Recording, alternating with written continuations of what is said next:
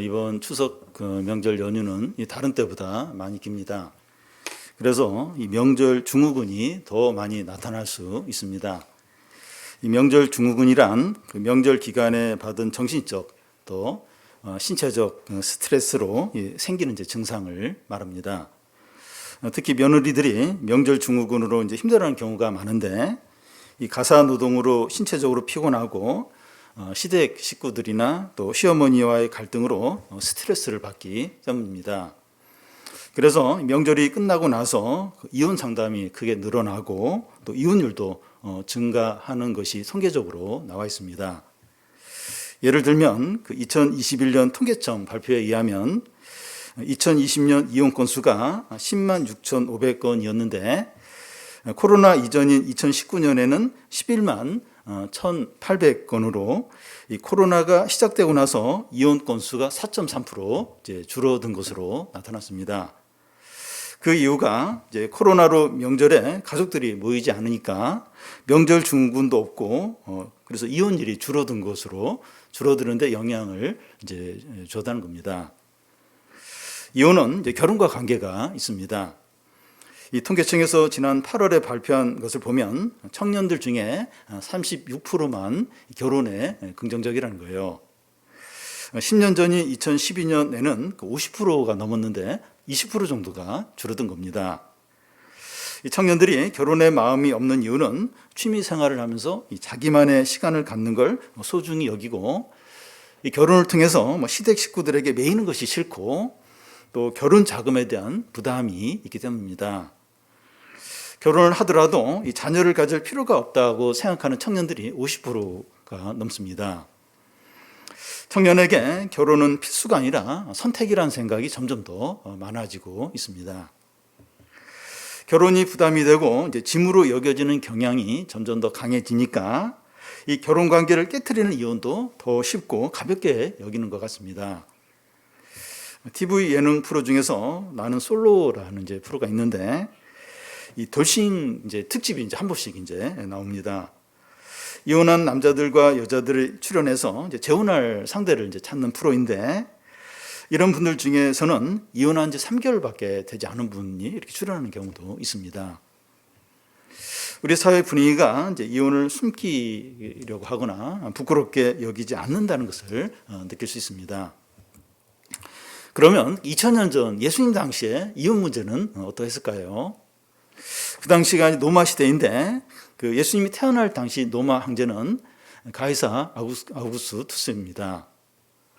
그는 노마 초대 황제였는데 그가 노마를 다스릴 때 최고의 전성기를 이뤘어요.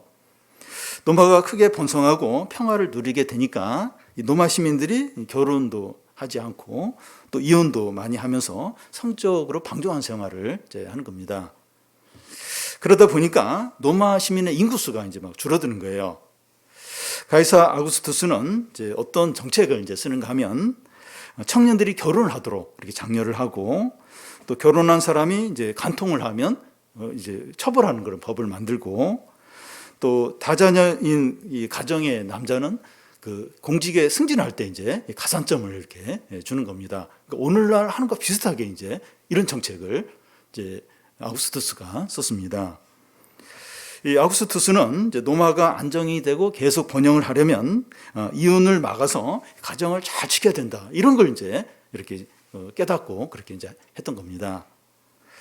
그 당시 유대 나라도 노마 제국 안에 속해 있었기 때문에 이런 영향을 받아서 종교 사회임에도 불구하고 이혼을 쉽게 여기는 그런 경향이 많았습니다.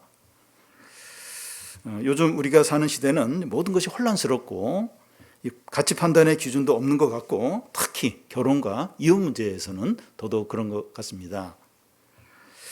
오늘 말씀을 통해서 우리 부부 관계와 이 가정이 주 안에서 견고하게 지켜지고, 청년들은 결혼과 관련해서 성경적인 기준을 가지시기를 바랍니다. 먼저 이 바리새인의 질문과 예수님의 답변입니다. 1절, 2절을 한 절씩 교대로 읽겠습니다. 예수께서 거기서 떠나 유대 지경과 요단강 건너편으로 가시니 무리가 다시 모여들거늘 예수께서 다시 전례대로 가르치시더니,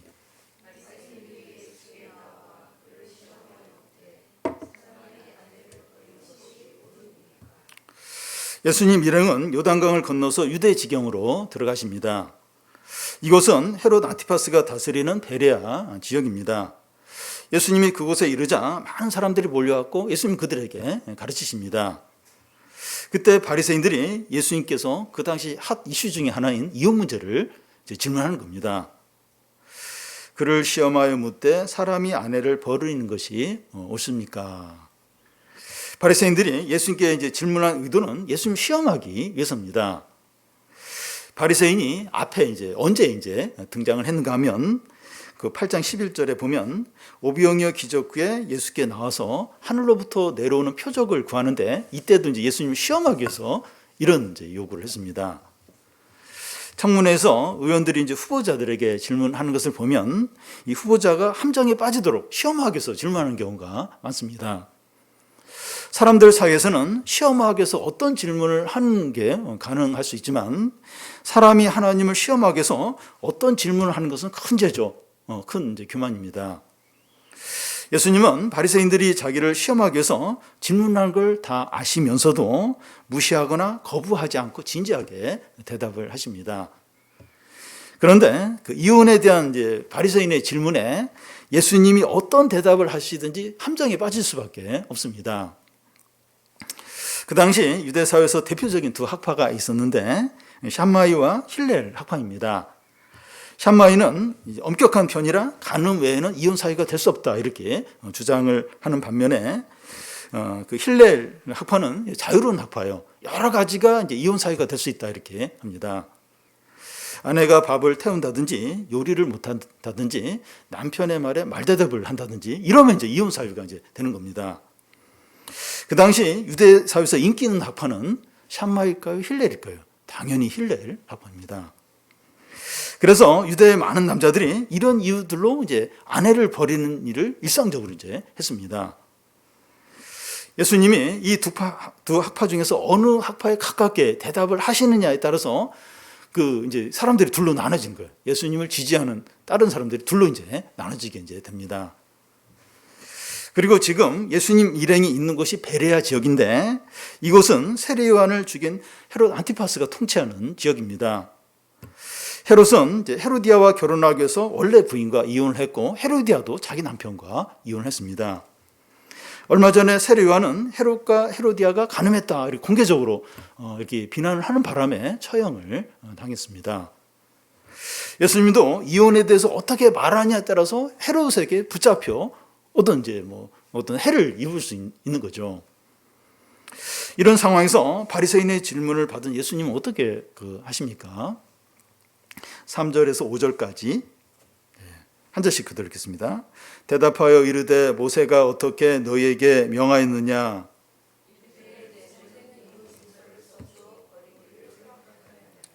예수께서 그들에게 이르시되 너희 마음이 완악함으로 말미암아 이 명령을 기록하였거니와. 예수님은 이 안 좋은 의도로 질문하는 이 바리새인의 질문에 피하거나 무시하거나 돌려서 말하거나 이렇게 하지 않고 정면으로 거기에 그 질문을 다루십니다. 그러기 위해서 예수님은 바리새인의 질문에 재질문을 합니다. 모세는 어떻게 명령하였느냐? 모세가 율법에 대해서 무엇이라고 말했느냐 하는 것인데 이 바리새인들이 대답하기를 모세는 이혼 증서를 써 주어서 버리기를 허락했다고 합니다. 그들의 이 대답은 신명기서 24장 1, 2절을 인용을 거기에 근거를 둔 건데요. 그 신명기 말씀에 보면 사람이 아내를 취하여 데리고 온 후에 수치되는 일이 그에게 있음을 발견하고 그를 기뻐하지 아니하거든 이혼 증서를 써서 그 손에 주고 그를 자기 집으로 내어 보낼 것이요 그 여자는 그 집에서 나가서 다른 사람의 아내가 되려니와. 이 방금 읽은 신명기 말씀을 보면 이 남자가 아내에게 수치스러운 일이 발견이 되면 이혼 증서를 써줘 내보낼 수 있는 것처럼 말합니다. 여기 수치되는 일이 무엇이냐 하는 것인데 샴마이 학파는 음행이라고 보았고 힐렐 학파는 여러 가지 다양한 것으로 봤습니다. 예수님 당시의 유대 남자들이 샴마이 학파를 학파보다 이제 힐렐 학파를 더 좋아했기 때문에 아내에 대해서 마음이 들지 않는 그런 것이 있으면 이제 이혼 증서를 써주고 얼마든지 내어 보내는 것을 이제 정당화했습니다. 예수님 당시에 유대 사회에서 이제 이혼이 이제 쉽게 이제 당당하게 이루어질 수 있었던 이유가 이제 그들 나름대로 율법의 어떤 근거를 두고선 그렇게 하는 거예요. 그렇게 함부로 하는 게 아니라 모세가 그렇게 얘기했고 또 이제 힐렐 학파는 또 이제 여러 가지 사유로 이제 가능하다고 하니까 그러니까 나름대로 율법의 어떤 근거를 가지고 이제 이렇게 이혼을 이제 서슴없이 이제 했던 겁니다. 그럼 모세는 왜 율법에 이런 말을 해서 유대 남자들이 아내를 쉽게 버릴 수 있는 비밀을 줬습니까? 5절 중간을 보면 너희 마음의 완악함으로 말미암아 이 명령을 기록했다는 겁니다. 사람들의 마음의 완악함 때문이라는 겁니다. 무슨 의미인지 모세가 신명기에 이런 말씀을 한 그 어떤 배경을 이제 보면 남편이 아내를 의심하거나 싫어할 때 계속 미워하고 구박을 하는 거예요. 그러다가 이제 아내를 이제 버리는 겁니다. 그 당시 여자들은 이제 직업을 가질 수 없기 때문에 이런 경우에 스스로 어떻게 생존하는 게 이제 불가능하죠. 자기 남편에게 버림을 받으면 이제 법적으로 이혼한 상태가 아니니까 다른 남자에게 결혼할 수도 없는 거예요. 그러니까 생존이 이제 어려워진 겁니다. 그런데 이 남편이 아내를 버릴 때 이혼 증서를 써주면 법적으로 이혼한 상태가 되니까 아내는 다른 남자와 결혼을 할 수 있고 생존할 수가 이제 있는 겁니다. 모세가 신명기 24장에서 남편이 아내에게 이혼 증서를 써주어 내보낼 수 있다고 말씀하신 이유는 이 이혼을 인정하는 것이 아니라 여자의 생존과 인권을 위해서 허용을 한 것이죠. 이혼을 쉽게 하고 정당하기 위해서가 아니라 사람들의 악함 때문에 어쩔 수 없이 이제 이렇게 한 것입니다.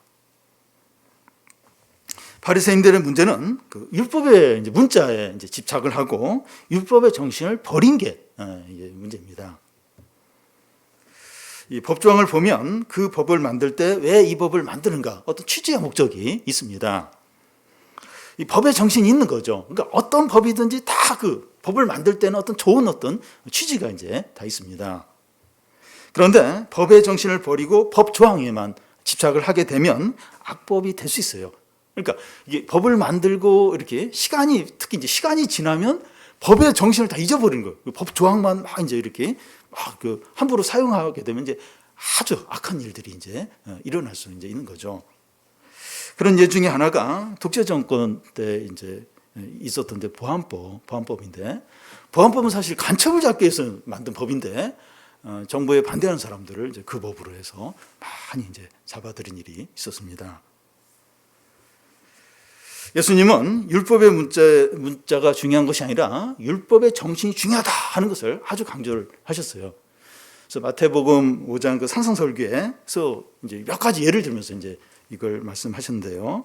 5장 21절, 22절을 보면 옛사람에게 말한 바 살인하지 말라. 누구든지 살인하면 심판을 받게 되리라 하는 것을 너희가 들었으나 나는 너에게 이르노니 형제에게 노하는 자마다 심판을 받는다고 했습니다. 마음으로 누군가를 미워하는 그것도 이제 살인하지 말라는 계명을 이제 범하는 것이 된다는 거죠. 결국 이제 살인도 미워하는 마음에서 이제 시작이 되기 때문입니다.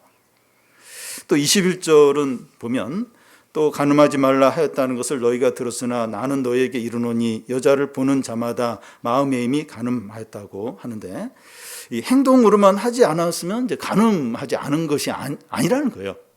그러니까 이 간음이라는 행동도 결국 이제 마음에서 이제 나온다는 거죠. 율법의 정신을 가지고 율법을 지켜야 이제 한다는 거죠. 정신을 버리면서 이제 문자만 지키게 되면 피상적이고 거짓되고 악한 것이 될 수 이제 있는 겁니다. 율법의 핵심이 되는 율법의 정신이 뭡니까? 하나님을 온 마음으로 사랑하고 이웃을 내 몸처럼 사랑하는 거죠. 이런 율법의 정신을 가지고 있다면 신명기에 나오는 이혼 증서에 대한 말씀을 바리새인처럼 그렇게 해석하면서 이혼을 막 이렇게 정당화하지 않는다는 거죠. 믿는 사람들이 세상에서 지탄을 받는 이유가 열심이 없기 때문이 아니라 이런 부분 때문에 이 정신, 이 복음의 의미, 주님의 마음을 버리고 그렇게 막 열심을 내고 막 이렇게 하니까 이제 비난을 이제 받는 겁니다.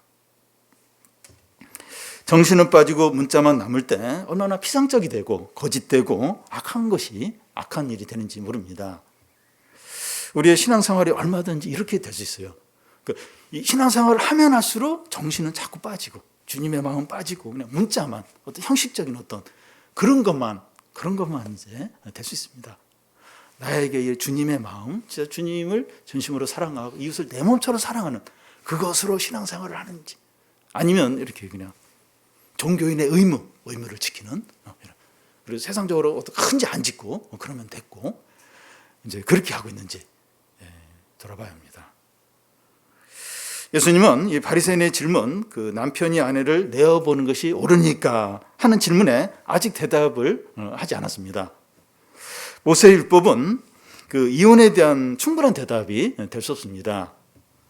모세 율법 이전에 하나님이 결혼에 대해서 무엇이라고 말씀하셨는가 하는 걸 살펴봐야 되죠. 이혼은 결혼에서 나오는 거니까 이 결혼이 무엇인가를 먼저 정확하게 알아야 이혼에 대해서 이제 말할 수 있는 겁니다. 어떤 문제를 해결하려고 할 때 근본적인 원인을 찾는 것이 먼저입니다.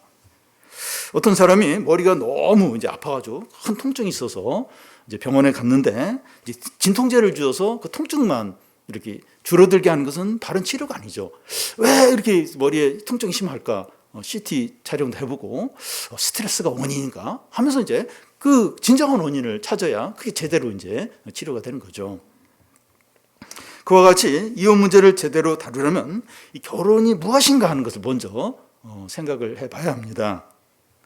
그래서 예수님은 이 창세기 1장 27절, 2장 24절을 인용해서 이 결혼의 기원, 결혼이 뭔가 하는 것을 말씀합니다. 6절에서 8절까지 우리 같이 한번 읽겠습니다. 창조 때부터 사람을 남자와 여자로 지으셨으니 이러므로 사람이 그 부모를 떠나서 그 둘이 한 몸이 될지니라. 이러한즉 이제 둘이 아니요 한 몸이니. 이 결혼과 이혼 문제는 근본적으로 생각을 해야 되는데 율법이 있기 전, 온 세상이 창조되기 전으로 돌아가서 생각을 해야 합니다. 창조 때 하나님께서 이 사람을 남자와 여자로 만드셨습니다. 하나님은 남자인 아담을 먼저 만드시고 아담에게 동물들의 이름을 짓도록 했습니다. 아담이 동물들의 이름을 이제 짓고 있는데 동물들이 다 쌍쌍으로 자기에게 나오는 거예요. 하나님은 아담으로 하여금 외로움과 채워지지 않는 뭔가를 느끼도록 했습니다. 하나님은 남자와 여자를 동시에 만들지 않으시고 남자를 먼저 만들어서 홀로 지내게 하신 후에 여자를 만드신 거죠. 뭔가 많이 있어요. 뭔가 많이 있는데 채워지지 않는 중대한 결핍을 느끼게 하신 겁니다. 그런 후에 아담을 깊이 이제 잠들게 하고 그의 갈비뼈를 하나 취해서 여자를 만드셨죠. 하나님이 여자를 이끌고 아담에게 나왔을 때 아담이 뭐라고 외칩니까? 이게 최초의 어떤 시라고 이제 그렇게 말하기도 하는데 내 뼈 중에 뼈, 내 살 중에 살이로다. 여기 특이한 것이 내 뼈, 내 이제 살이라는 거예요. 남자와 여자가 이제 결혼하여 부부가 될 때 여자는 남자에게 내 살이고 내 뼈가 됩니다. 남이 아니에요. 남이 아니고 자기라는 거예요. 자기라는 겁니다. 이 자기 중에서도 핵심이고 본질이라는 거예요. 내 뼈 중에 뼈, 내 살 중에 살이다.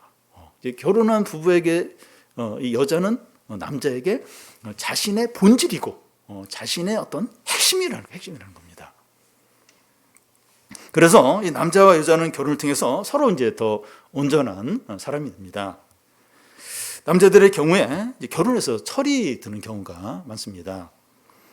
청년들이 결혼하기 전에는 성격이 뭐가 나 있고 정서적으로 불안하고 또 영적으로 풍성하지 못한데 결혼을 통해서 안정이 되고 온전해지는 경우가 많습니다.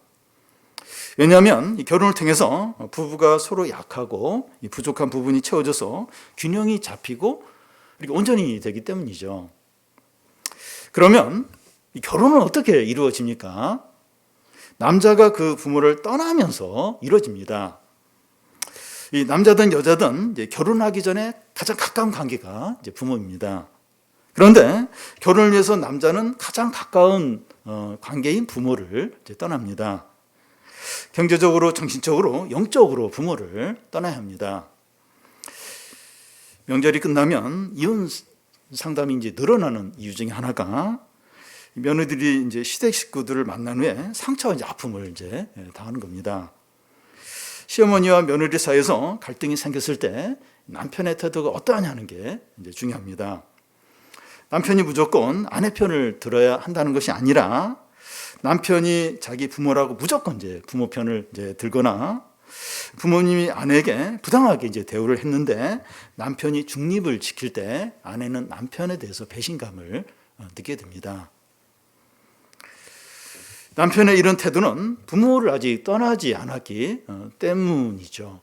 그렇게 볼 수 있습니다. 남자가 부모를 떠나는 이유는 그들이 한 몸이 되기 위해서입니다. 결혼을 하면 남자에게 가장 가까운 관계는 부모가 아니라 아내이고 아내에게도 이제 남편이 이제 됩니다. 부모님에게 불효를 하거나 이제 공경하지 않도록 하기 위해서가 아니라 부부는 한 몸이기 때문이죠. 부모님이든 자녀든 친한 친구든 뭐 돈 벌기 위해서든 뭐 직장이든 자녀 교육을 위해서든지 이 부부가 한 몸 되는 것이 방해가 되지 않도록 해야 됩니다. 부모의 자녀의 교육을 위해서 부부가 이제 막 기러기 아빠가 되는 경우가 있어요. 엄마는 이제 자녀와 함께 외국에 가 있고 또 남편은 이제 한국에 있고 그러면서 뭐 바람이 나고 그런 경우가 막 흔히 있어요. 그러니까 자녀 교육을 위해서 이제 이렇게 부부가 한 몸 된 걸 이제 방해받으니까 이제 그런 불행이 이제 일어나는 거죠. 부부도 이제 서로 이런 방해를 용납하지 않아야 됩니다. 부부가 서로 이제 한 몸 되는 걸 지키기 위해서 다른 게 끼어들지 못하도록 서로 이제 부부가 노력을 이제 해야 됩니다. 결혼은 한 남자와 한 여자가 육체적으로, 정신적으로, 영적으로 이제 하나가 되는 거죠. 결혼한 부부는 육체적으로도 하나가 되도록 해야 됩니다. 중년 부부들의 경우에 이제 갱년기가 오면 서로 잠자는 시간이 달라지게 됩니다. 그러면서 각방을 쓰는 경우가 있습니다.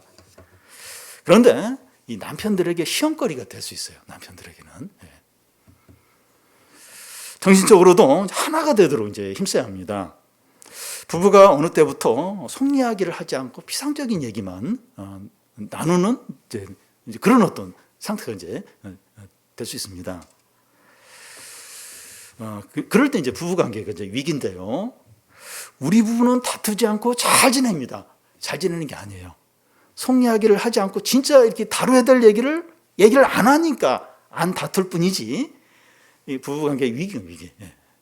위기. 진짜 무슨 심각한 얘기가 이렇게 문제가 생기고 그때부터 막 이제 이야기를 하게 되면 얼마나 서로를 부신하고 있는가, 미워하고 있는가, 이게 막 이제 터져 나오면서 이제 진짜 이제 드러나게 이제 어떤 위기를 맞는 경우가 있는데 이게 우리 부부는 안 다투고 잘 지내는 게 아니에요. 얘기를 안 하니까 이제 잘 지내는 것처럼 이제 보일 뿐이죠. 그래서 마음이 하나 되는 얼마나 중요한지 모릅니다. 부부가 영적으로 하나 되도록 이제 힘써야 되는데 영적으로 진지하게 솔직하게 이런 걸 함께 나눌 수 있는 그런 부부라면 부부에게 서로에게 큰 위로와 이제 힘을 이제 서로가 이제 얻게 됩니다. 에베소서에서는 부부 관계를 예수 그리스도와 교회의 어떤 관계로 이제 설명을 하는데요. 주 안에서 부부가 하나됨을 지키고 누릴 때 교회가 예수 그리스도로 인하여 누리는 은혜와 축복과 영광과 기쁨과 능력을 부부 사이에서도 누리게 된다는 겁니다. 영적으로 건강한 크리스찬 부부는 경제적인 어려움이나 질병이나 미래의 불안이나 어떤 큰 어려움들을 넉넉하게 이길 수 있는 힘과 은혜를 갖게 됩니다. 믿지 않는 부부들도 뭐 금실이 좋아서 잘 지내는 부부들이 있지 않느냐? 있어요. 그런데 차원이 다릅니다. 인간적으로 잘 지내는 것과 하나님과 부부가 함께 하면서 이거 엄청난 차이가 있습니다. 마음을 같이 하는 신앙 동반자가 있다는 것이 천군 만마를 가진 것보다 더 힘이 되고 더 좋은 거죠. 우리가 이걸 잘 모르고 이제 못 누려서 그렇지, 이 어떤 신앙의 동반자, 이렇게 함께 주님의 은혜와 사랑과 능력과 영광을 나눌 수 있는 이 부부가 있다는 건 진짜 아무것이 없어도 그런 부부 관계라면 부족함이 없습니다. 이게 엄청난 축복이고 엄청난 이제 은혜인 거죠. 그런데 하나님께서 창조 때 이제 사람을 남자 여자로 만드시고 또 남자가 부모를 떠나서 그들이 한 몸이 되라는 말씀은 모든 사람이 다 결혼해야 된다 이런 건 아닙니다. 고린도전서 7장에 보면 바울은 각자의 부르심과 은사에 따라서 하라고 이제 그렇게 말씀했는데요. 바울은 자기처럼 혼자 지내는 게 더 낫다고 이렇게 또 말했습니다. 그 이유는 결혼하면 고난이 있고 여러 가지 고난이 있어요. 고난이 있고 또 하나님을 섬기는데 마음이 나눠질 수 있기 이제 때문입니다. 그리고 이제 그런데 이제 정욕을 참기 힘든 사람은 결혼하라 또 이제 그렇게 이제 말합니다. 결혼을 하든 하지 않든 결혼이 어떤 것인지 크리스천은 분명히 알아야 이제 합니다. 이 결혼이란 이 사람의 필요나 사회적인 간섭으로 생긴 것이 아니라 하나님이 세우신 제도라는 거죠. 그래서 그 이혼에 대한 하나님의 말씀이 무엇입니까? 9절을 보면 같이 한번 읽겠습니다. 그러므로 하나님이 짝지어 주신 것을 사람이 나누지 못할지니라 하시더라. 제가 큰 실수를 할 뻔했는데요. 사람이 짝지어 준 것을 사람이 아니죠. 하나님이 짝지어 주신 것을 사람이 나누지 못한다. 모든 사람이 결혼을 다 해야 하는 것은 아니지만 결혼은 하나님이 짝지어 주신 신성한 언약이라는 겁니다. 그래서 이혼은 배우자에게 뿐만 아니라 이제 하나님께 이제 죄가 됩니다. 자동차를 바꾸듯이 직장을 옮기듯이 누구와 사귀다가 헤어지듯이 이혼을 생각하면 이제 안 되는 겁니다. 5만 번 그 이혼 상담을 한 분의 이야기를 유튜브에서 좀 들었는데요. 그는 크리스찬이 아니에요. 그냥 일반 상담을 이제 하는 분입니다. 이분이 하는 말이 그 이혼 상담을 받으러 온 사람들이 자기는 이혼해도 후회하지 않는다 이런 말을 하는데 다 거짓말이라는 겁니다. 이혼하면 다 후회를 한다는 거예요. 그래서 할 수 있으면 이혼하지 말라고 이제 합니다. 이혼 후에 이제 사람들이 이제 어떤 걸 이제 후회하는가 하면 여자들의 경우에는 이혼한 후에 스스로 이제 경제를 책임져야 하니까 이제 일을 하면서 이제 돈을 버는데 이 돈 버는 게 이렇게 힘든 건가 하는 것을 이제 깨달으면서 남편을 좀 더 이해하고 잘해줄 걸 하는 후회를 한다는 겁니다.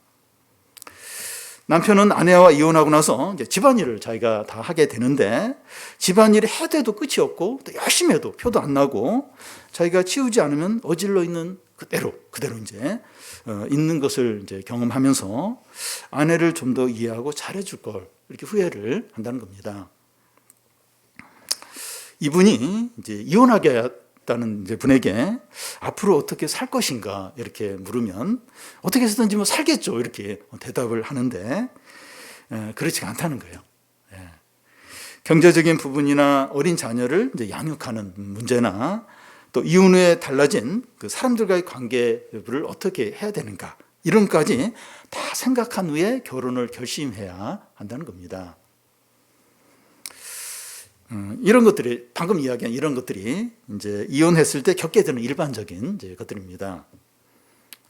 그런데 이혼을 이제 생각하는 경우는 사실 너무 견디기 이제 힘들고 이 부부 관계에서 벗어나는 것이 행복이다. 그렇게 여겨지기 때문에 이제 이혼을 이제 생각을 이제 하는 거죠.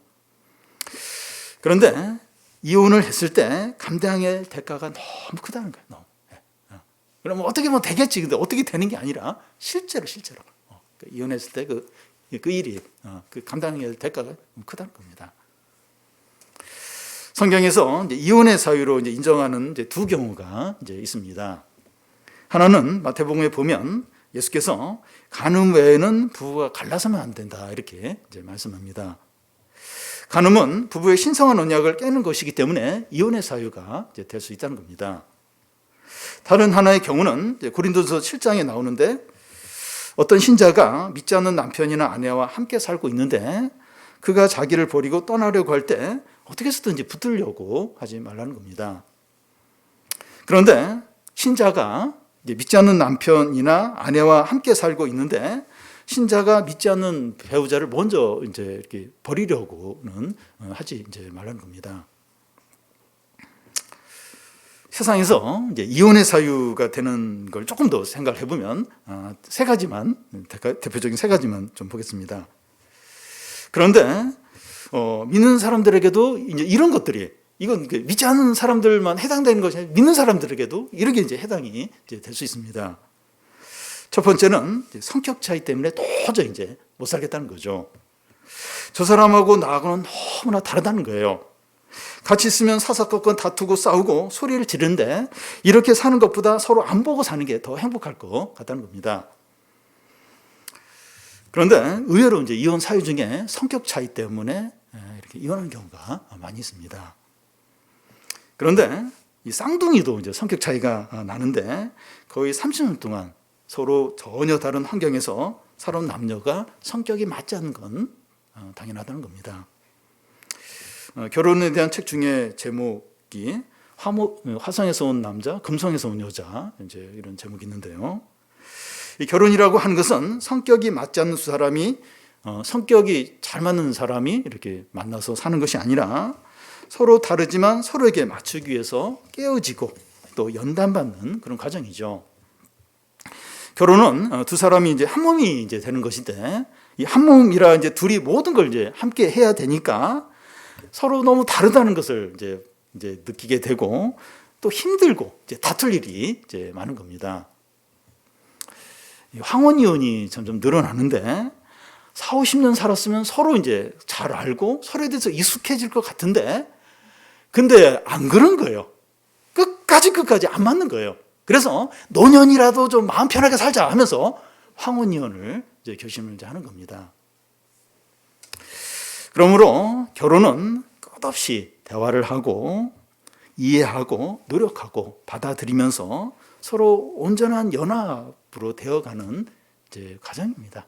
그러니까 이론적으로는 한 몸이 한 몸. 근데 이게 끝까지 인내하고 끝까지 대화하고 끝까지 맞추고 끝까지. 그러니까 40년 50년 살아도 이게 안 맞아요. 안 맞아요. 그리고 모르겠어요. 저 사람이 뭘 생각하는지 모르겠어요. 그게 이제 사실 이제 부부관계인 겁니다. 끝까지 인내하면서 끝까지 맞추면서 이제 그러면서 이게 얼마나 깨어집니까? 얼마나 낮아집니까? 얼마나 자기 신화가 무너집니까? 밖에서는 인정받고 대단한 사람이라는데 집에 가면 막 그렇게 막 어떤 때는 무시를 당하기도 하고 자신의 한계를 보기도 하고 그러면서 이제 성숙해지는 거죠. 진짜 이렇게 진짜 믿음의 사람이 이제 만들어지는 거죠. 그러니까 이 부부 관계가 참 너무 소중한데 그만큼 어려운 그만큼 대가를 지불해야 되고 그걸 진지하게 이렇게 해야 되고 이런 과정이 이제 결혼이죠. 두 번째는 애정이 이제 식었다는 겁니다. 이게 애매한 말인데요. 더 이상 좋아하지 않고 사랑하지 않는데 같이 사는 게 무슨 의미가 있느냐 하는 겁니다. 각자 헤어져서 서로 사랑하는 사람을 만나서 행복하게 살아야 하는 게 아니냐 이제 하는 겁니다. 부부가 살다 보면 이 감정이 예전 같지 않고 참 서로에 대해서 실망하고 미워하는 마음이 점점 더 증가할 수 있습니다. 이게 이해가 안 되는데 그래요. 점점 더 꼴도 보기 싫고 점점 믿고 나이가 들면서 더 이제 물론 이제 정이 드는 그런 부분도 있는데 또 이제 미운 부분도 늘어날 수 있습니다. 그래서 같이 사는 게 무슨 의미가 있는가 이런 생각을 계속 이제 할 수가 있습니다. 사람은 다 자기중심적이에요. 이기적이고 받는 데 익숙하고 주려고 하지 않습니다. 그러니까 이렇게 애한테 막 해주는 건 좋은데 남편에게는 해주기가 싫어요. 이렇게 우리는 받는 게 익숙하고 주는 건 이제 싫습니다. 그런데 결혼의 목적이 자기가 사랑받고 자기가 만족을 누리는 데 있지 않아요. 이런 생각을 가지면서 그때부터 결혼이 이제 불행하게 되죠. 특히 그리스도인들은 먼저 다른 사람을 섬기고 사랑하는 데 삶의 목적이 있습니다. 부부관계에서도 마찬가지죠. 배우자가 자기에게 먼저 잘해주기를 바라는 것이 아니라 자기가 먼저 사랑하고 섬기는 겁니다. 근데 나이가 들면서 자꾸 이기적이에요. 그러면서 자꾸 남편이 왜 이래? 아내가 왜 이래?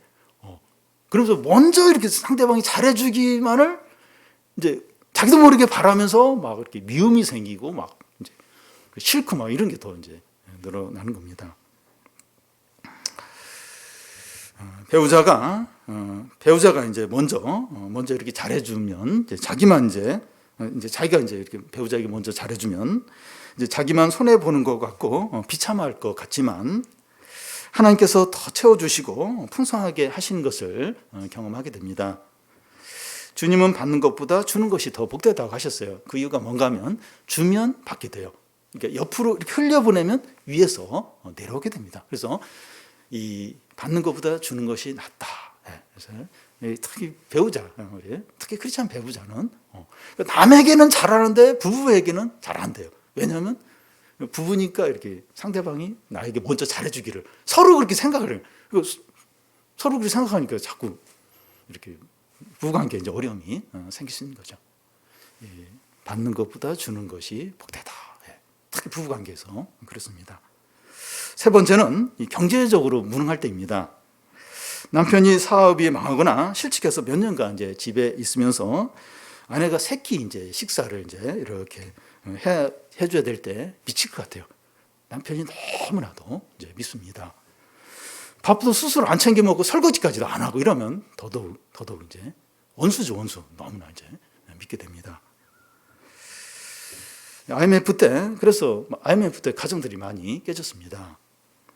그런데 이 결혼은 한쪽이 경제적으로 벌지 못하고 또 질병이 걸렸을 때 다른 한쪽이 그 어려움을 함께 이렇게 나누면서 그 어려움을 감당을 이제 하는 게 이제 결혼 관계죠. 상대방의 부족과 약한 부분을 서로 보충하면서 책임지면서 함께 하는 것이 결혼의 참된 이제 목적입니다. 그래서 결혼 서약할 때 그 서약을 하잖아요. 배우자가 병들 때나 또 어려울 때나 버리지 않겠냐고. 그래서 막 예 하면서 이제 서로 대답을 이제 하게 이제 시키는 거죠. 마지막으로 그 예수님이 이제 하시는 이제 말씀인데요. 11절, 12절을 한 절씩 교독하겠습니다. 이러므로 누구든지 그 아내를 버리고 다른 데 장가드는 자는 본처에게 간음을 행함이요.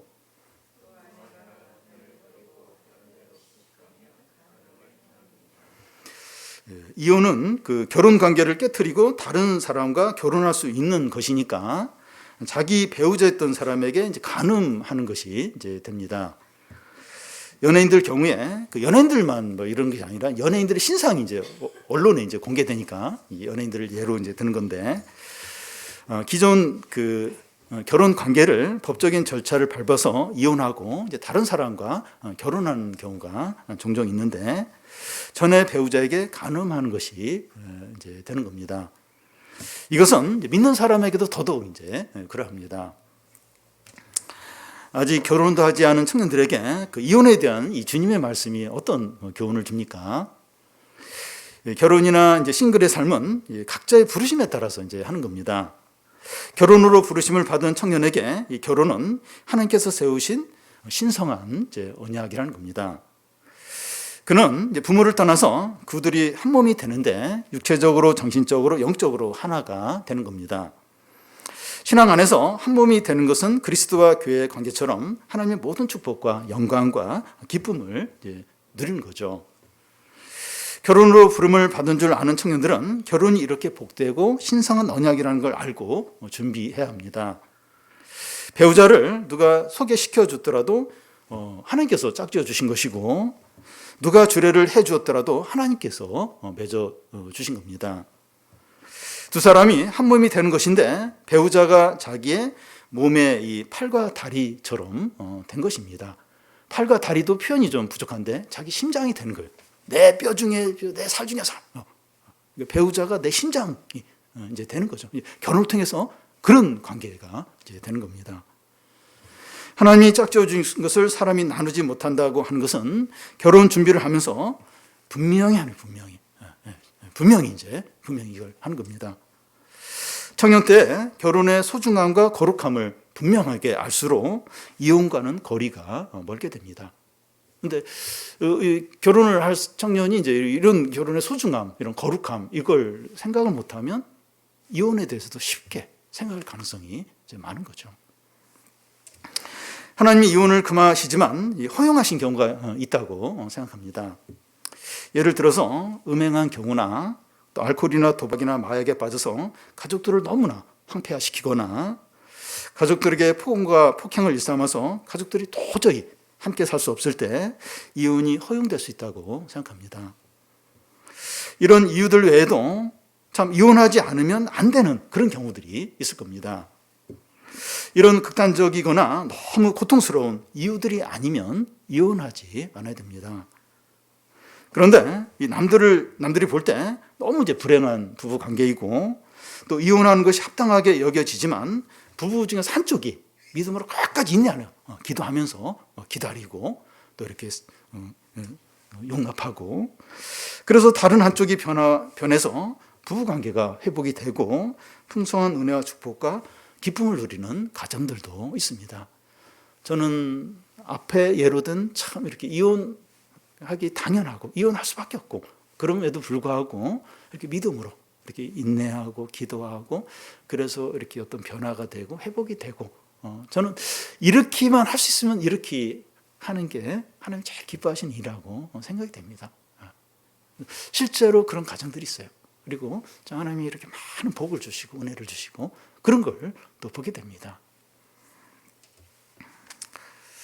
지난 주일 그 성경 본문 그 마지막 절 9장 50절에 보면 서로 화목하라고 이렇게 말씀합니다. 우리가 신자이고 주님의 제자라면 서로 화목해야 됩니다. 이혼은 부부가 서로 화목하는 게 아니죠. 대표적으로 이게 화목하는 게 절대 아닙니다. 혹시 우리 가운데 이혼을 생각하는 분이 있다면 다른 것은 놔두고 서로 화목하시 바래요. 서로 일단은 화목한. 왜냐하면 내가 주님을 믿기 때문에 주님 제자이기 때문에 화목하도록 노력하는 겁니다. 크리스찬 부부 관계를 그리스도와 교회 관계로 비유하는데 싱글들에게 신앙 공동체 곧 모임이 이제 그러합니다. 크리스찬 부부가 이제 복된 이유가 이제 그리스도와 교회의 관계와 같기 때문에 그리스도의 은혜와 사랑과 기쁨과 능력이 부부 가운데 함께 있기 때문에 참 행복하고 복된데 싱글들에게 신앙 공동체가 그러합니다. 싱글들의 모임도 똑같아요. 원리는 똑같습니다. 그리스도와 교회의 관계처럼 그리스도로 인해서 기쁨과 은혜와 능력과 영광이 그 모임 가운데서 누려지는 거죠. 부족함이 없습니다. 부족함이 없습니다. 부부들과 싱글들과 우리 청소년들이 그리스도 안에서 하나가 되어서 주님의 생명과 은혜와 영광과 기쁨을 풍성하게 누리시기를 바랍니다.